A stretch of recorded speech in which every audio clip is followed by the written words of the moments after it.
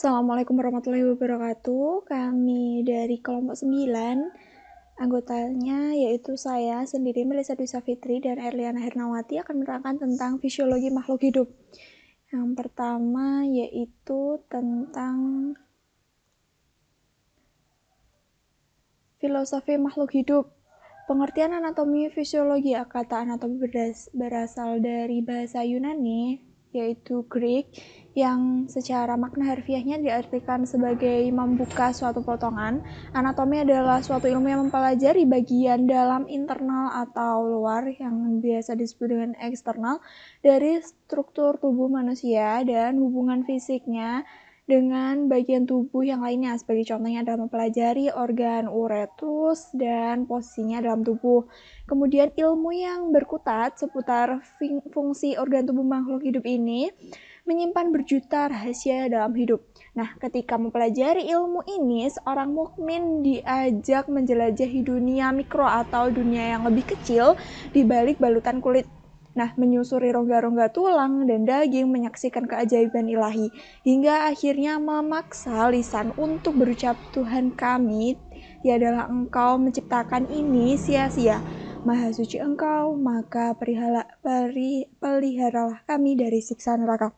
Nah, Allah Ta'ala mengajak kita untuk tidak sekedar memandang jasad ini sebagai sebuah kerangka tulang belukang berlapis susunan darah dan daging saja, namun lebih dari itu dia mengajak kita untuk mengamati serta menguak segudang keajaiban di dalamnya.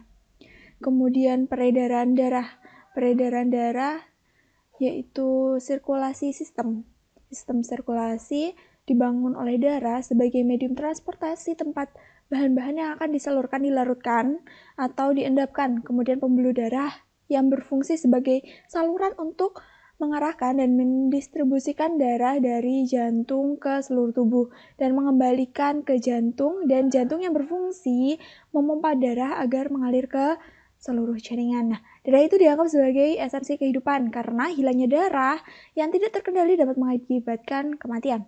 Nah, darah melakukan banyak fungsi penting untuk kehidupan dan dapat mengungkapkan banyak tentang kesehatan kita. Darah adalah jenis jaringan ikat, terdiri dari sel eritrosit, leukosit, dan trombosit yang terpendam dalam cairan kompleks plasma.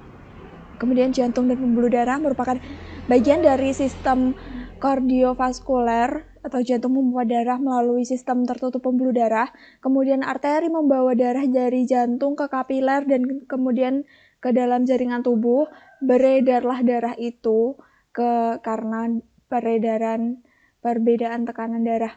Nah, karena darah itu mengalir dari daerah yang tinggi ke tekanan yang rendah seperti air.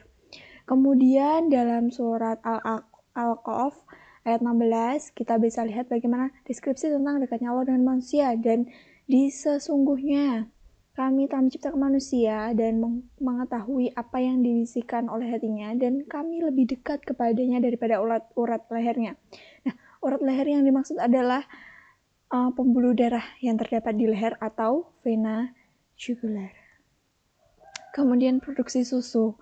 Susu itu merupakan suatu sekresi atau kelenjar susu dari sapi yang sedang laktasi atau ternak lainnya yang sedang laktasi, yang diperoleh dari pemerahan secara sempurna, tidak termasuk kolostrum. Nah, dengan tanpa penambahan atau pengurangan suatu komponen. Nah, secara sains dijelaskan bahwa ada reaksi kimia yang terjadi dalam usus. Nah, dari sana itu dapat diketahui bahwa zat yang diekstrak dari makanan masuk ke dalam aliran darah melalui sistem yang kompleks. Ada kalanya melalui hati, tergantung pada jenis kimianya. Nah, darah akan membawa hasil dari semua anggota organ-organ tubuh. Kemudian salah satu di antaranya kembali ke dalam kelenjar susu sebagai penghasil susu. Dalam firman Allah surat An-Nahl ayat 66 dijelaskan bahwa dan sesungguhnya pada binatang ternak itu benar-benar terdapat pelajaran bagi kamu. Kami memberimu minum daripada apa yang berada dalam perut berupa susu yang bersih di antara tai dan darah yang mudah ditelan bagi orang-orang yang meminumnya. Nah, di sini ungkapan di antara itu maksudnya itu adalah tempat aktivitas penyaringannya atau pemurniannya untuk memproduksi susu. Nah, di situ adalah sesungguhnya kotoran hewan itu terletak dalam usus, sedangkan darah terdapat dalam semua organ tubuh hewan. Nah, ini juga berlaku pada manusia yang memiliki kelenjar susu. Contohnya perempuan. Nah, ini artinya air susu itu berada di antara kotoran dan darah, namun kotoran tidak bercampur dengan air susu, sedangkan darah tidak melalui pembuluh darah sehingga tidak bercampur dengan susu. Kemudian manfaat sujud. Nah, manfaat sujud itu adalah gerakan meletakkan bagian paling tinggi dari tubuh manusia, yaitu kepala, di atas lantai. Sujud merupakan gerakan dalam sholat yang memiliki banyak manfaat untuk tubuh, terutama menjaga kesehatan otak.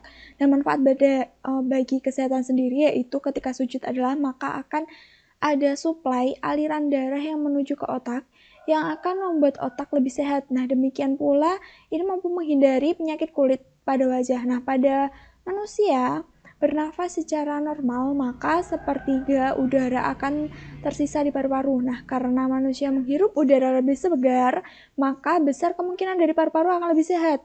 Saat seorang bangkit dari sujudnya, ada tekanan yang lebih pada otot betisnya.